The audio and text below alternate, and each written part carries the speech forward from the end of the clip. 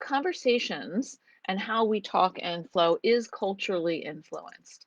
Um, and I think that we want to include that in any kind of in any kind of webinar or Facebook Live that we're having about how to have conversations. And I do think that while, as a Jewish person, that while interrupting and sidetracking in conversation shows that we're engaged and we're interested, and that's part of our culture, that we respect each other. I think that in a way, conversations interrupting does have some real limitations that I'd like to talk about, because I think that when we interrupt people, it sends a message that we might not be aware of, regardless of what your culture is. Hey, Mark. Um, so let's talk for a minute. Conversations can be tough for a lot of folks with ADHD. Tracking the flow, staying focused on a subject, talking about a topic that may seem relevant and related to whatever's being discussed, but tangential to other people who are part of the conversation. Then there's the volume and the tone of your voice, reading facial expressions, perhaps difficulty gauging physical proximity. How close do I stand? How far away? Or what happens to a lot of people with ADHD, being overly critical in your mind of what you are or are not doing that you think you should be. And perhaps you're worrying about what someone is thinking about you rather than being present with what's actually going on. So interruptions for people with ADHD frequently reflect weaker verbal impulse control, but also issues with working memory and metacognition. You may not remember to wait your turn because you don't trust yourself to recall what you want to say later when there's a pause in the conversation or the other person has finished talking. You may be afraid of this forgetting. You may also be unaware that you're interrupting until someone lets you know. You may feel that you need to prove yourself and establish your expertise.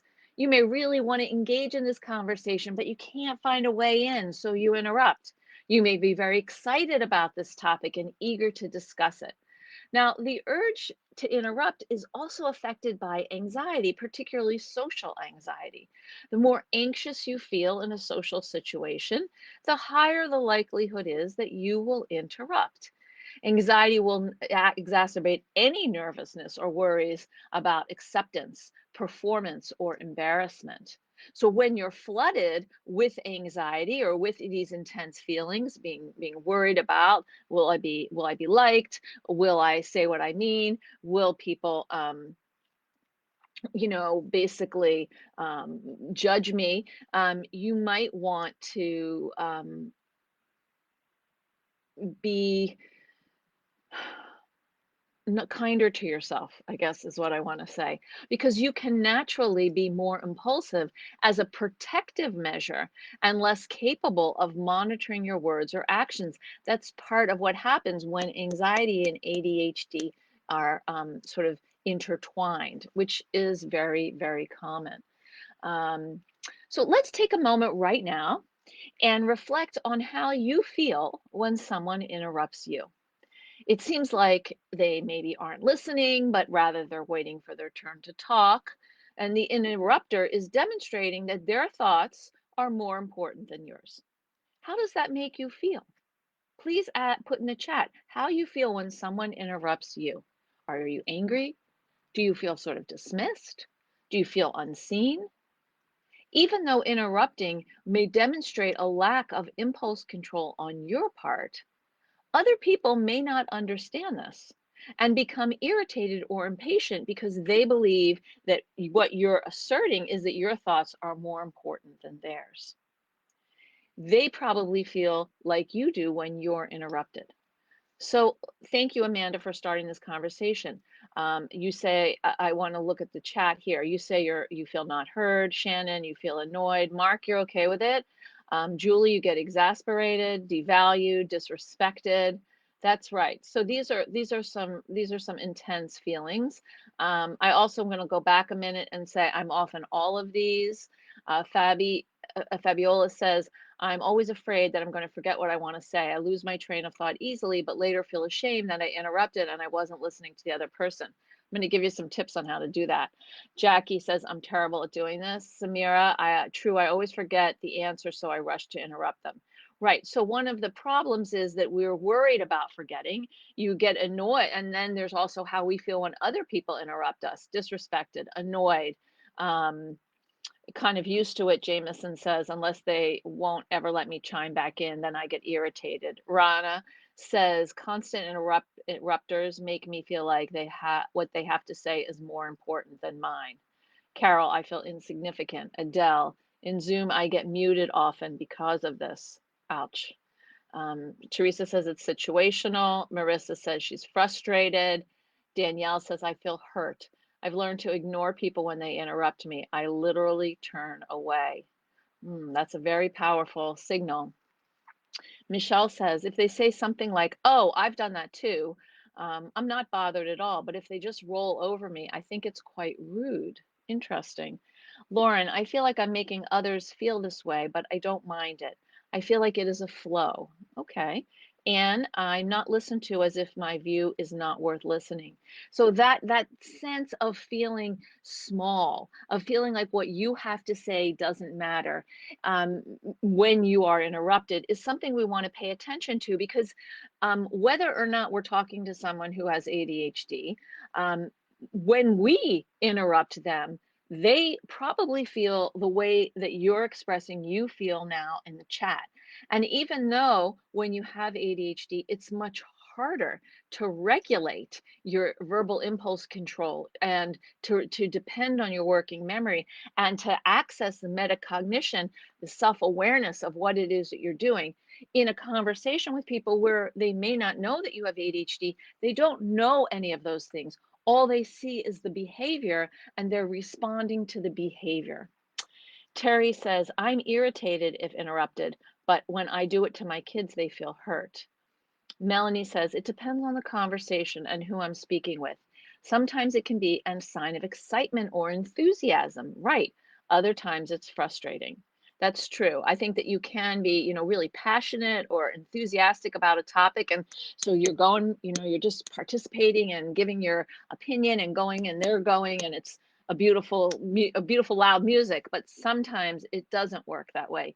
You could be really enthusiastic, and they may feel that your enthusiasm is kind of stepping on their toes a little bit. Mark says, I'd rather someone interrupt me than be late to a meeting. Okay. Invisible, independent of my mood, Samira. Trisha Ann, I was raised never to interrupt an adult. As a non ADHD parent, it's a struggle when we are out in public and my kids interrupt me or another adult. Part of it is my own embarrassment that people are looking at me for not teaching my children manners. Right. So then we kind of get into this, sort of secondary observation position where we're judging ourselves based on what we think other people are doing. Karen, depends on the content for me if I'm interrupted. Adele, all of these feelings you mentioned are probably what they think. Same here, Fabiola. Thank you, Megan. Joni, I'm overly critical with myself. It's been difficult for the last 4 months because I've been really sick. I need to get things done, but it's been hard and sometimes impossible. Today I got upset about the soup my husband brought because it's not the one I like. I'm still sick, and the last thing I want to do is cook. I had to take this step back, apologize to him, and think.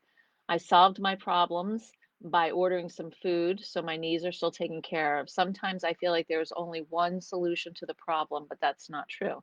No, it rarely is one solution to a problem. There's often many solutions. These are such great comments. Thank you. And I'm sorry that you've been sick, Joni, for so long. That sounds really hard. Michelle, I worry about losing my thought. I feel like I need a notebook. Ah, Michelle, you're 3 steps ahead of me because I'm going to be talking about that in a few minutes. Adele, I need to remember these things when I interrupt. Cassandra, this is something I've worked on my entire life. I'm always apologizing for interrupting. Maria Elena, I don't like being interrupted because then I forget what I was about to say.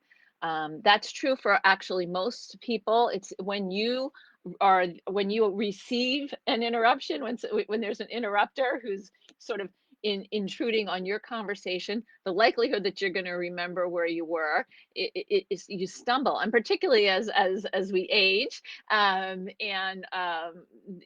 our working memory isn't quite as sharp as it used to be, and so it could take a little longer to pull that up. And if you know that your working memory is already a little challenged, it could take even longer. Um, Sam, it doesn't usually bother me unless I'm talking about something very important or intimate per se, and they go off topic from that. Okay. Andrew, I don't have good timing, and I have friends help by tapping my hand to let me know. Andrew, I'm so glad you said this because that is actually something else I'm going to recommend. Do you have a friend or a family member when you're out with them who can give you a signal that, maybe you're over talking or you sort of have gone off track?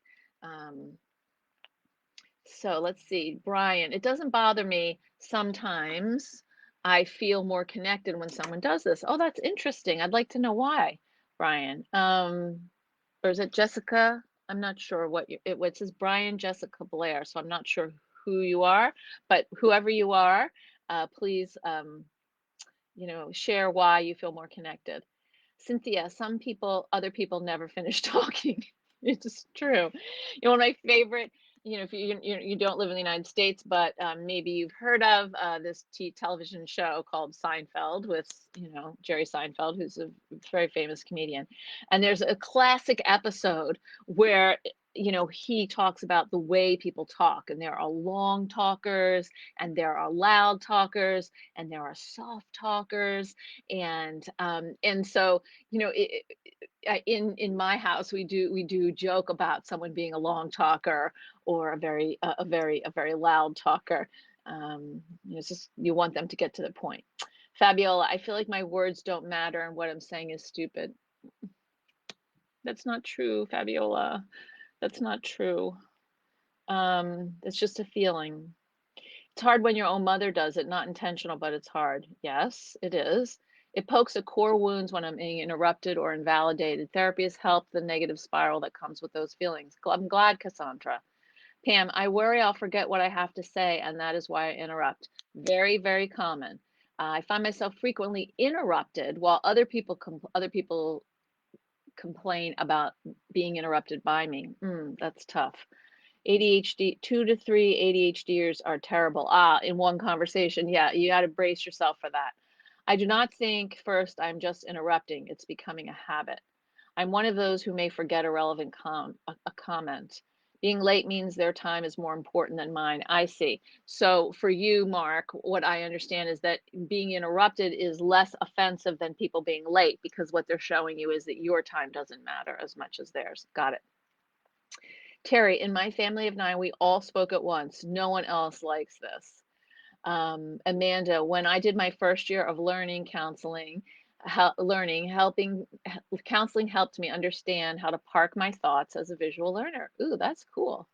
Diana, I don't like to get interrupted, but I'm often not aware. When I interrupt someone, I just speak before I forget what I want to say. So I'm hearing this theme a lot. I'm worried I'm going to forget what I want to say, so I interrupt people so I don't forget it.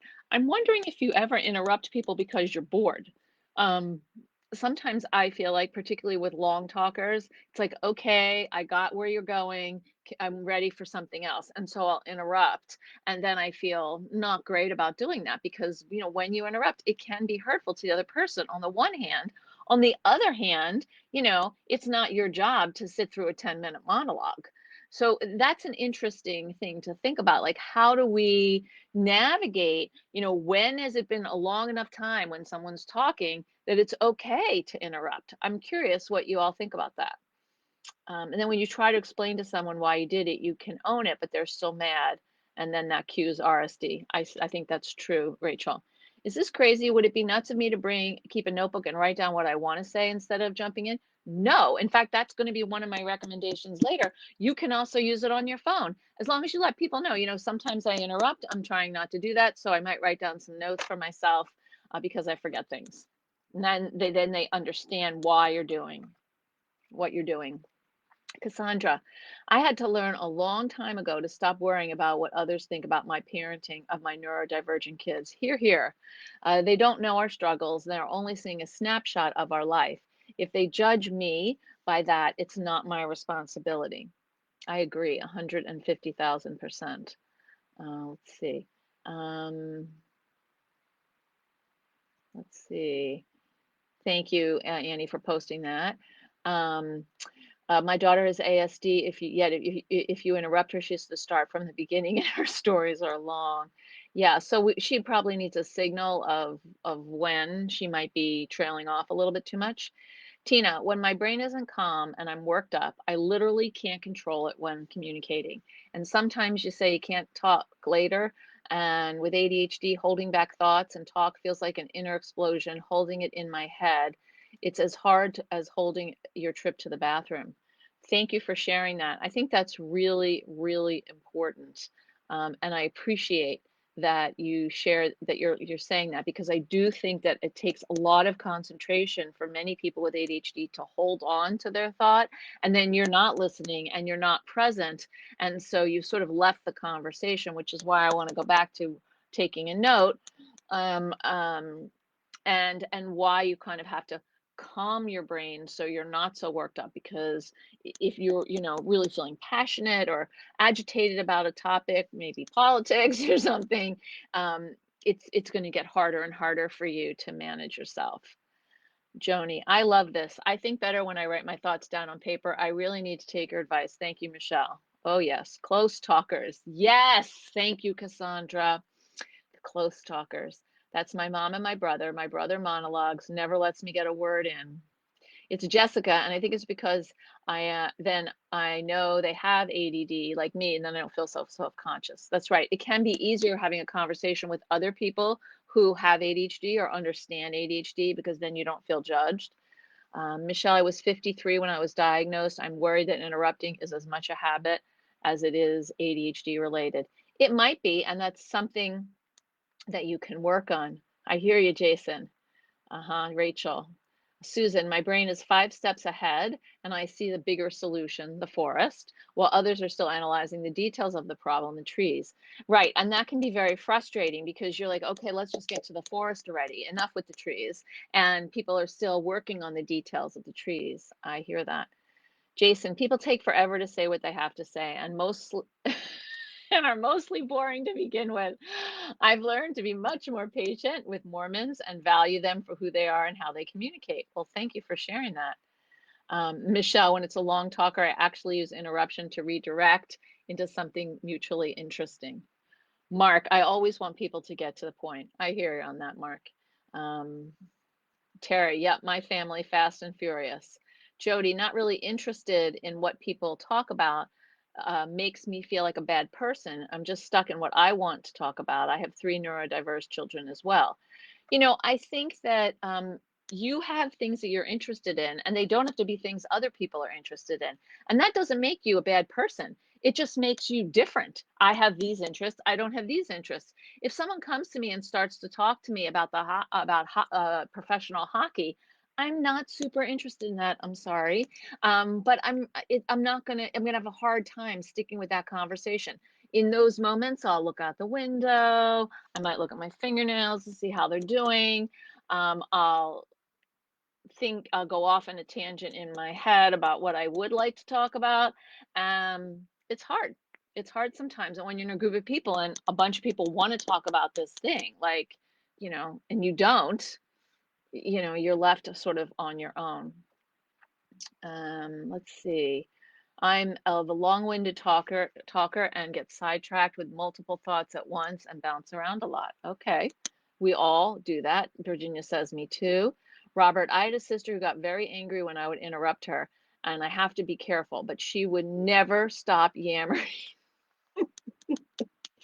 or give me a chance to respond to her talk, particularly on edgy topics or worse. So this goes into this sort of conundrum in conversations, which is, when is someone really taking up too much airspace, and how do you let them know, politely, that you have something you'd like to add to the conversation? And I feel like in those situations, uh, what you can do is you can say something like, "Excuse me, um, I think I'd like to add something here. Could you pause for a minute? There's something, I really would like to say." And then that's a kind of respectful and kind way of letting them know, "Dude, you're dominating the conversation," or, "Hey, take a break. There are other people here who want to say something." So you do it kindly, you do it calmly, and you do it um, thoughtfully. So, many people with ADHD, of course, go on tangents, and people without the ADHD, when they're telling a story or sharing what's on their mind. This is an understandable part of having many ideas simultaneously. One of my clients recited aloud for me what he was thinking, and it was a nonstop train of observations, interpretations, ideas, and curiosity. He's 15. And he said, my brain is going all the time. Actually, he had wanted to go on medication to try medication again. He had not been successful with it when he was younger, but he really wanted to try it again. And so I said, well, let's pretend that you're just speaking out loud what's in your brain. I'd like to hear it. And it was really nonstop. And I could see how frustrating it was for him because he's like, I want to be able to do my math. I want to focus on my math, but I have all of these other things going all the time and they're distracting me. And that can happen, of course, in the course of conversations as well. How many of you have a brain that does that too? That these many ideas can often lead to sidetracking in conversations. You go off the main subject and you may not realize that you're too far down a road that really isn't going anywhere until someone tells you, or people start looking away, or they turn away, or they confront you directly, sometimes not so nicely. And so, in these moments, often kids and adults with ADHD become defensive, feeling angry and ashamed at the same time. And these feelings can make things worse for you socially and contribute to exclusion or humiliation. So let's look at some strategies for reducing interruptions. First of all, write things down. So I agree with Michelle that, use your phone or carry around a small little binder or pad of paper that you can jot down a few keywords that will cue you to recall what it is you wanted to say. Whether you're in a meeting or you're hanging out with friends, let other folks know that you don't want to interrupt and you're working on this and you're taking some notes while people are talking to help you remember your thoughts better and not interrupt. And this will prepare them in case you do choose to write something down, and it wards off any judgment from them. Secondly, be candid. If you don't want to write things down, say, I have something to share, but I don't want to interrupt you. I'm just afraid I will forget it. This warns people of why you are interrupting and it explains it in some way. And you can even say, with my ADHD, it's hard for me to recall things after, you know, a certain amount of time. Um, you will have to monitor, though, how many times you do this. More than a few times in a conversation, when you say, I have something to share, I don't want to interrupt, but I'm afraid I'm going to forget it, it is going to get tiring for the people with other people in the conversation. So that might be that might be too much. But here's the other thing. If you happen to forget something, do you need to worry about it? I mean, can't it can it come back to you later, which it very well may, and then you can text whatever you wanted to say at the time to the people you were with. Like, hey, I was thinking about this conversation and I forgot something that I wanted to share. Here it is. Watch out for overwhelm. Indoor parties, gatherings at a beach or a park, or eating dinner at a busy restaurant. All of these environments can be extra distracting. Why? Because there's a lot of ambient noise and there's a lot of activity in the environment. So it could be harder for you to track what's being said, by whom, and stay in the conversation. If you can't hear or focus on what someone is telling you, ask if you're in a small little group like two people, or if you guys can step away, move somewhere else away from the noise for a few moments because you really want to hear what they have to say. And it's so loud in the in the disco that you can't possibly do that. Finally, listen and ask questions. People like to talk about themselves and they also like to feel heard. So use reflective listening techniques in a conversation. I heard you say X. Tell me more about that. Or that sounds interesting. Can you describe or explain it further? Use wait. Why am I talking now? Okay, wait now. Periodically ask yourself, why am I talking? Like if you notice that you're kind of rambling, stop. If you notice that people are giving you nonverbal signals, change what you're doing. Remember that a pause in a sentence doesn't mean that the person is finished speaking. They could just be pausing or breathing or having some water. So if you're not sure if they're finished speaking, ask or wait 10 seconds and then ask. Okay, so let's look. There are so many comments. Wow, I'm sure I've missed so many of them. Jody, I've isolated myself because people notice I talk louder, literally, and just say everything I think and feel to anyone, and then afterwards feel ashamed and think, why did I say all those things? So you are oversharing. This is something that many people with ADHD do. I do it a little bit when I'm nervous or I'm in a situation like and I just am feeling a little awkward. I might overshare and then I'm mad at myself afterwards. So I understand doing that. I think being aware that you might talk loudly is something that you can actually just change all the time. Like you could just try to turn it down a notch so that other people can um, can see that you're paying attention to some of the feedback they've given you about talking a little less loudly. Some people don't hear the volume of themselves talking. You may want to have your hearing checked, or or uh, or just have a signal from a friend who's in the conversation. Michelle says, "I have a friend who handles." Oh, Michelle, can you post that again because it disappeared? There are so many comments here. There are about 67 comments, so I'm not going to be able to get to all these comments today, and I'm so sorry because the Facebook magician is just wiping them off my screen before I can get to them. I'm very sorry. Um, Tanya, I feel like such a weirdo when I see connections way up ahead, but people have no idea what I'm talking about. Right, so your brain's moving pretty fast and you're jumping ahead. So what I think it would help to just slow it down a little bit and just link wherever people are to the next thing that, or the thing that's in your head because they're not making those connections. Andrew uses notes on your phone. Good for you, Andrew. Jody, I went on a Zoom meeting. A lady noticed my ADHD right straight away. That sounds like that wasn't so, was that positive or was that not so positive? Um, Megan, my coworkers know when I'm not on Adderall because they have no idea what I'm talking about. Because I can go from discussing my dog to a pair of shoes I saw to wanting to change the color of my hair in 3 minutes. Well, it's great that your coworkers know that and that you know that about yourself. That's really helpful. And maybe some self-awareness around I'm only going to talk about my dog and then get, like pause and not go to the other three subjects might be a good practice.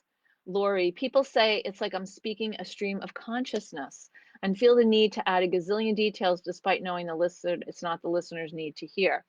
Well, this is also good feedback. I mean, some of the things that we want to do when we get some of this information from other people is to and take it in and think, how can I use this to make a shift? So if you feel like you're speaking a stream of consciousness and add a lot of details, maybe try to add one detail about something that you're saying instead of, four or five. Be conscious of the details. That might be the only thing that you do for a while as an effort to make a change. Lori said, okay, that's right. Sorry, Lori. Um, how many times, so many times I interrupt to show that I relate to what they're talking about. Right. And how else can you show that you relate? You can nod your head. You can, do a thumbs up. Uh, you know, you can have a signal like, you can say, yeah, and, without necessarily interrupting. Um, Mark, I'm very overwhelmed by loud noise, drives me crazy. So it's good to understand what things overwhelm you because that will trigger a whole cortisol adrenaline response in your body and your brain so that the anxiety will actually make it harder for you to participate in a conversation in the way you'd like to, thoughtfully, respectfully, calmly, things like that. Um, Virginia, I realize that it can make it seem like I'm competing or trying to one up them, but I'm just trying to connect.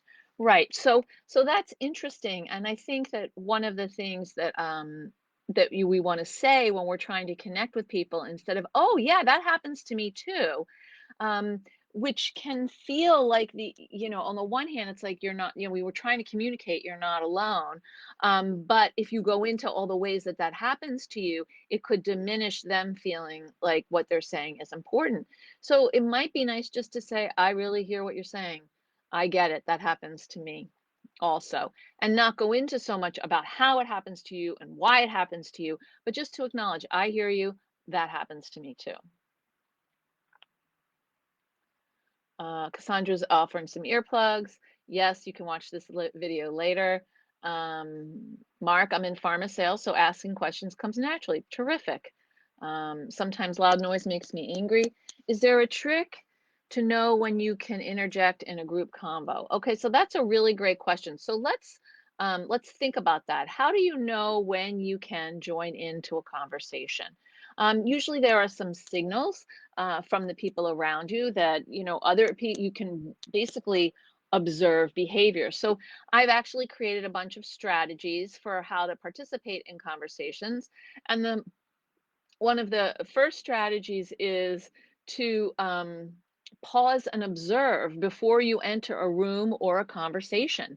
Get a sense of what's going on um, instead of jumping in. So you can sort of get a sense of how people are talking to each other, what the pace of the interaction is, what the volume of the interaction is, and then you can sort of figure out where to sort of step in, and that might be adding, yeah, I hear you, that happens to me, sort of an agreement, sort of a kind of an interjection, or a question asking for more information. All of those things would be helpful. um, okay, Michelle, I do keep track of what people are saying sometimes so my mind doesn't wander off and I stop listening. My husband says I interrupt him, but then sometimes he wonders why I wasn't listening to him.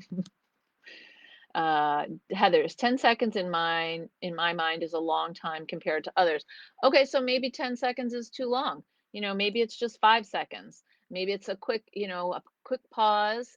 Or we can wait a few seconds, maybe let's say 5, and then you can ask a question.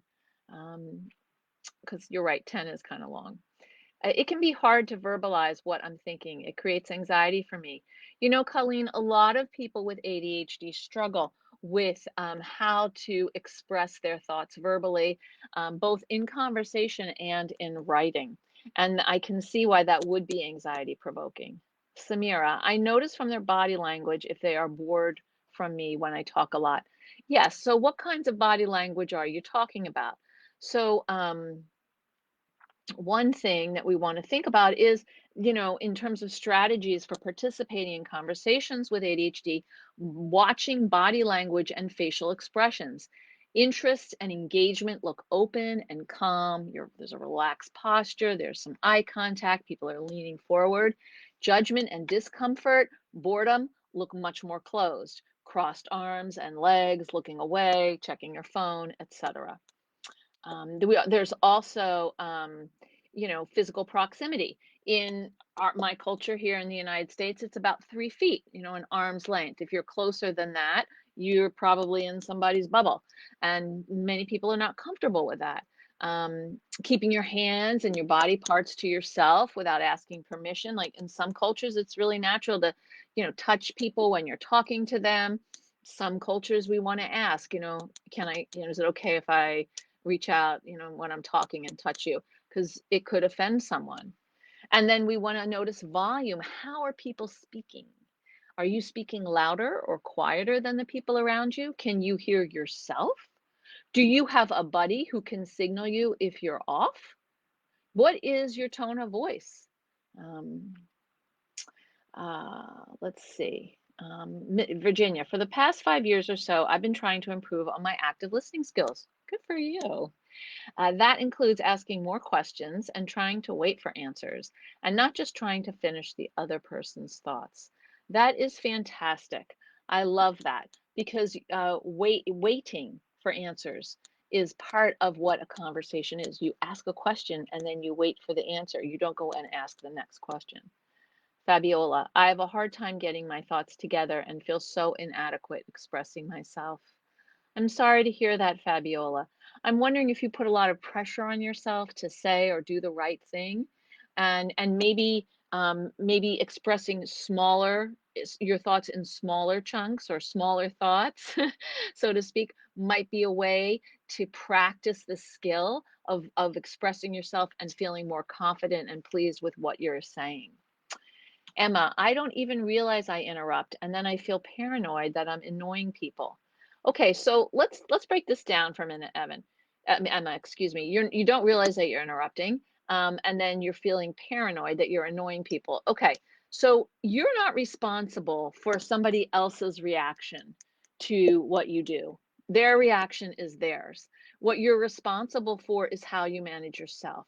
So if you're not aware that you're interrupting, maybe that's something that you want to work on, which is noticing when you're interrupting and focusing on that as a skill rather than on the sort of paranoid, what's wrong with me, blah, blah, blah story that you're telling yourself, because that isn't going to lead to change. But the first one is. Um, Okay. Sarah, I often dig into my own hand to prevent myself from interrupting. Ooh, how about a fidget? How about carrying around some fidgets? Maybe a rubber band or a stone in your pocket or something instead of that. Um, sorry, I forgot to add that improving visual thoughts. Okay, got it. Deborah, I cut people off when they are telling me a long story and I want to get to the point. Okay, so how do we deal with when people are long talkers? I think when someone's a long talker, and they've gone on for several minutes, which probably feels like 17 hours, to you, perhaps sometimes, what we want to be able to say is, okay, excuse me. This seems like this is a long story. Is there any way that you could consolidate it. I have some attention issues and I really want to hear the story, but that's one way to go. I know that sometimes with my husband, I love him dearly and he is a bit of a long talker, and I'll look at him, he'll be talking and I'll look at him and he'll say, "You want me to get to the point?" And I'm like, "Mm-hmm." So, we might try to come up with some sort of signal like, okay, you've now been talking for about 7 or 8 minutes and I've listened to a good part of your story, but I need a pause because A, I'm overwhelmed, and B, it doesn't feel like I'm actually here. Sometimes when people are telling a long story, they basically feels like they could be talking into the mirror, like you're not even present. And so in those moments, what we want to try to do as gracefully as we can and say is to interject and say, this is a really interesting story. Let me ask you a question. And then ask a question that leads to resolution rather than more detail about what they were saying. Thank you, Michelle. Michelle, it went away again. Oh my gosh, this is so frustrating. Yes, Nadine, you can. Um, in writing, I'm great. I can edit myself. In real life, I'm seriously socially awkward. Right. So what happens is in writing is you have all the time you need to play with your words and how they're going to sound and how you're going to arrange them. In conversation, we don't have that. And so we want to be able to do is to be able to, buy ourselves some time, say a part of something you want to say, but maybe not the whole thing, because you're not sure that you're gonna get it out the way you want, or ask for some patience on the side of the people who are listening and say, I have something I want to say. I'm not sure it's going to make much sense, but if you could give me, a little bit to explain, I think I'm going to make my point. Or maybe they'll help you with it. Um, let's see. I'm very detail oriented. How do I filter out the unnecessary? Well, that's a great question because in conversation, when people tell a story, you could be very focused on the little details of the when and the where and not actually seeing the forest of the general what. And so I think it might be good practice for you to have some conversations with some close buds or a partner and really, actually just try to focus on the bigger picture and not the details, and go back and forth in the conversation, getting some feedback about how you're doing that. Margaret, oh boy, when some people talk slow, so hard. I feel you. um I don't know body language, so would it be worth taking a course in this? Rachel, I don't know if you need to take a course in it. I think there's probably a couple YouTube videos that would be helpful in, understanding body language and how to read it. Um, that might be useful. Steve says, my wife loves to finish off my conversation sentences. Oh, that's really annoying. Sometimes I do that, really. And it drives my children and my friends or my husband, and mostly my husband, crazy. So I'm trying, instead of finishing the sentence, to be able to say, um, hey, can we pause for a minute? I have a question, or I'm wondering if you could sort of move through some of the details and get to the gestalt of the story. um, I do this to my partner totally unintentionally. Agree, learning body language would be a good tool. Cassandra, I cannot handle people being in my bubble. Yeah, that 3 feet. And I'm very sensitive to touch, so I'm not a hugger by nature. I have to remind myself that my children need affection so they can get the touch they need. It's hard. I imagine that would be hard, Cassandra, and good for you for going beyond your comfort zone to doing something that you know is good for your kids, even though it is a little hard for you. Margaret, I am told I raise my voice if I get enthusiastic and I'm mistaken for arguing. If someone is mistaking you for being argumentative, then I think, what they can say is, "Hey, why are you yelling at me?" And you're like, "Oh, I'm sorry. I'm just so enthusiastic or passionate about this. I naturally kind of rev it up. I'm not arguing at all." Just own it and move on. Don't go into the shame. There's nothing shameful about it. You're just activated and excited. Michelle, I'm writing all this stuff now, which means that I'm interrupting you with my own reactions. That's okay because you can rewatch it anytime you want, Michelle. All right, so let's go into some of the strategies. So we talked about body language, physical proximity, and volume. Also, we want to think about finding alternatives to eye contact. If you or your child, for example, is uncomfortable with direct eye contact, perhaps engage in conversations during a distraction activity so people aren't looking right at you and you're not looking at them. Walking, driving, chores, shopping. There are other ways to connect with people, kayaking, um, than looking at them face to face. If you can, and if you find that you get very distracted during conversations, can you watch someone's mouth or their hand gestures as they speak to improve your focus, or does that make it even harder? This is something you want to ask yourself.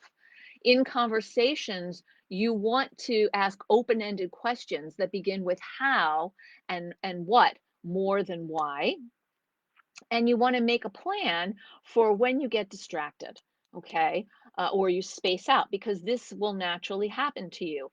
And if it does naturally happen to you, what are you going to do in that moment? How are you going to get back into the conversation? Okay. What, how can you enter what's happening? And I'm going to be actually, I'm actually looking right now. I'm interrupting myself because I have a downloadable for you on social anxiety that I think is relevant for many of you. So I'm putting that in the chat so you can check that out, and I'll put it in again because I can't see where it went because I don't know if it got there. Okay, so when you space out or you're distracted, just like we teach kids, what's your plan for coming back when you've been looking out the window and you've missed something in class, we want to have a plan for ourselves in conversations. How are we going to get back in the conversation? Is there anyone who I'm hanging out with right now who could assist me? Could I lean over and say, I spaced it, or I got distracted. What are we talking about? Because if what you do is say, hey, you come down, you kind of drift off, and then you come back, and you're like, what's going on? What you're gonna feel is like people are gonna feel like, what are you doing? You're interrupting, and you don't know what we're talking about. It's not a great um, it's not a great thing for you in terms of your social capital, and it's not a great thing for them either because they feel like you weren't listening when you probably weren't because you spaced out, but it's not on purpose. So you want to, as I said, you want to pause and observe before you enter a room or a conversation, get a sense of what's going on instead of jumping in and asking, hey, what's going on? Or what are you talking about?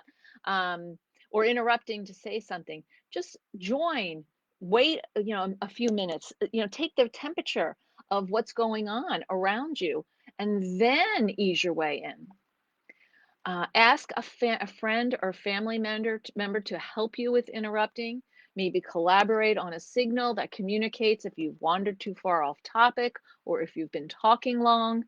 And finally, it's okay to feel awkward in conversations. Many of us do, and whether we have ADHD or not. That's part of relationships and relating to people, but you don't have to judge yourself for it. You don't have to put yourself down and run a whole narrative about what's wrong with you because you feel awkward or uncomfortable. Everybody has insecurities, whether or not they show them. You may wear your emotions on your sleeve. I do. You can tell when I'm upset. I'm not very good at hiding it. I never have been. And when I see people who are much better at internalizing things, I'm always amazed. I'm like, how do they do that? I can be mad at myself for that. Or what I've chosen to do is to actually own it and say, like, you know what? I am a passionate, emotional person, and that's part of what makes me tick. And it makes me fun and warm and loving. And sometimes I'm a little too much, and I'm working on it. So I want to encourage you to have a statement like that for yourself. What can you say about yourself? Sometimes I drift off. I miss what's happening in a conversation. I'm not a bad person. I can't always control it. I need a strategy for when I come back. Sometimes I need to take notes to just jot down a few words about what I'm thinking so I don't interrupt. And it helps me track the conversation.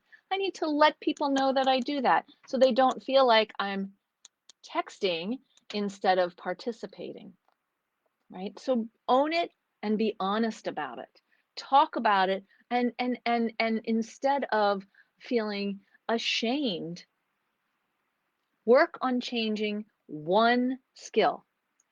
Conversation, being able to have a conversation, to participate in a conversation, to read the room, to understand body language, all of these are different skill sets.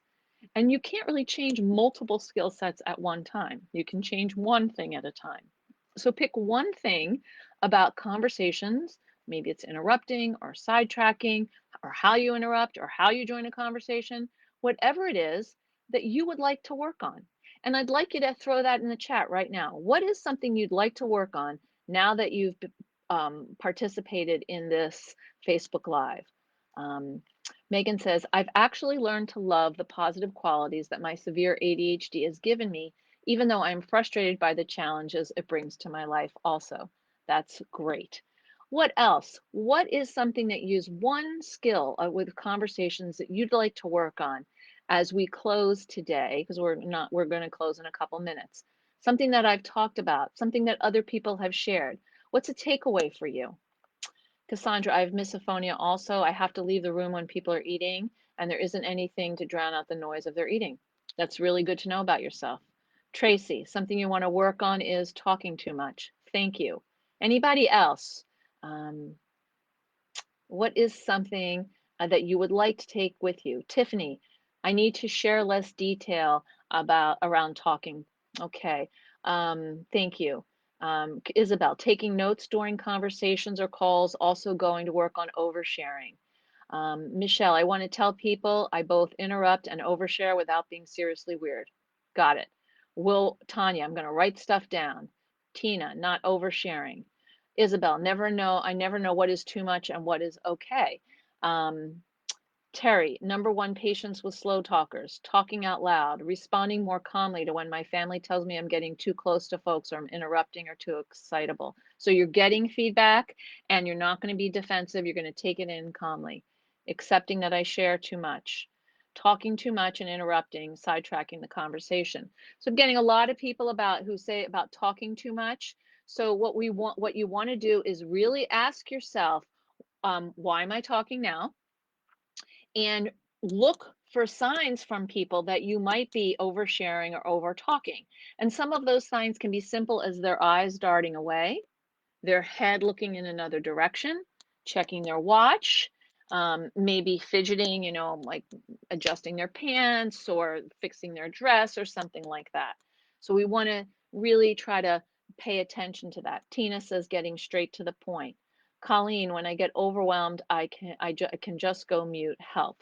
Okay, Colleen, when you're overwhelmed, we don't want you to go mute. What we want you to be able to say is, I'm overwhelmed. I need to take a break. I'll be back. And then go to the bathroom and reorganize yourself, slow it down, get the breather that you need, or step outside and come back. Um, Virginia, I'd like to work on providing less details when speaking with someone, especially if I've interrupted them. Thank you. Margaret, my 13-year-old too. Gum pops, pulling air through my teeth, singing, all sorts of things. It's really annoying. Don't know what to do about it. Um, one thing at a time, awareness of one thing at a time. And working on taking notes rather than interrupting. A little notebook is great. Fabiola, taking notes and using cue words to remember what I want to say. Great. Tanya, going to work on relaxing into the conversation and be kinder to myself. I love that. High five. Oversharing and interrupting, asking more questions. Good job, Andrew. Amanda, I struggle with accurately saying what I mean. I don't always know how to say something. People take it the wrong way. I think, Amanda, in those situations, what you want to do is to say, sometimes sometimes it's hard for me to explain this. So let me know if I'm not making sense or something like that to people so that you're opening the door for people to say, well, wait, hold on. I'm not sure where you're going here. And then you can kind of circle back. I interrupt conversations because I won't remember what I was going to say. Writing down my thought is wonderful. I'm going to ask for subtle signals from my husband or kids when I'm interrupting or all over the place when I talk. That's great. This happened yesterday, but I laughed and said, "Wow, I just overshared," and we all laughed. That's great. Having the patience to limit my sharing during other conversations. Have no patience when the conversation is depressing and I can't get away from it. If the conversation is not working for you and you can't get away from it, then it is okay to focus on something else in the room. As I shared earlier if you're going to talk to me about ice hockey, the ice hockey playoffs, I'm not going to be interested in that conversation. So I will look around the room. Maybe there's a really pretty plant or a nice painting, and I'll focus on that. With one ear kind of listening to when the conversation might change. Oversharing, Virginia. At least you know you have it and you're not blaming those around you. That's right, Cynthia. That's very right to say to Cassandra. Embrace the awkwardness. Need to learn to finish my sentences. Great. You can start a sentence and then like interrupt yourself. And I think that's very hard for other people in conversations to just sort of slow down, say the thing that you want to say, and then get to the next thing. And if you don't get to the next thing, oh well. I notice that I do that. I interrupt myself, particularly if I'm feeling anxious. I'll like say half a sentence and then I'll say the next sentence and the next sentence. And my husband will say, could you just finish your first sentence? Um, I need to focus my own talk on one topic and delete superfluous details, limit important details. Thank you. Um, LOL, checking a watch and they don't have a watch. Exactly. Studying body language, learning how to recognize cues and being upfront and not shaming myself. Way to go, Rachel or Rochelle. I think it's Rochelle. Sorry. That's great. Establish hand gestures with my family to signal talking too long or that we want to interrupt. Right now, we're pretty rude to each other. That's great. You're going to try to, change and shift the family conversation and dynamic. Megan, I'm a huge oversharer. Yeah, even sometimes think about it for a second and then my impulse goes, I just go for it. Sometimes I regret it. Okay, so let's start small. So let's maybe say a little less in a conversation and see how you feel. Um, Sandra, actually, I think my biggest struggle is the need to get all the details in rather than just the pertinent information. The extra details derail me, and I sometimes never get there. So that's really, really important self-awareness, Sandra, to actually focus on the pertinent information, in particularly if you know what it is. And you can catch yourself kind of going off on a tangent. Let's see. Oh, there are so many comments, and we've already run over. I'm going to do 3 more minutes and we'll stop. Katie, same here. I get sidetracked so easily and hijack my own conversations. Megan, taking notes doesn't really work because I'm a hairstylist. That's true. You can't write while you're cutting somebody's hair. So in combos with my conversations, I have to be more aware of body language. Right. Fortunately, most of my clients and I have discussed my ADHD and they just laugh with me about it. That's great, Megan. And I think having a sense of humor is so important when we're talking about living fully with ADHD. Um, Calming down by taking relaxation breaths to slow my mind. I'm always a big fan of relaxation breaths and calming down, whether you're doing alternate nostril breathing or just breathing into your belly with your hand on it, or maybe breathing in for 4, holding for 4, breathing out for 6, pausing on empty for 2, and doing that a few times. All of those things can help you slow down so you can be more present. Um, Lauren, giving myself a break from trying to self-improve all the time. That's exhausting, so I hear that. You're welcome, Susan. This group needs a talking stick. Yeah, that would be so cool to do internationally. I have a social, let's see, knitting group with many ASPE ADHD members. I call us the no social skills group, but we try to be kind about it. Thanks for sharing that. I love that. Self-awareness you want to work on. You're welcome for the chat. Uh, Yes, Fabiola, it is a relief to be with others who really understand. Thank you, everyone, for sharing your stories. I'm so glad you were here today, and I wish you all a wonderful weekend with some good interpersonal connections and feeling like you can say what you mean and you mean what you say. Thank you so much for joining, and I'll see you soon.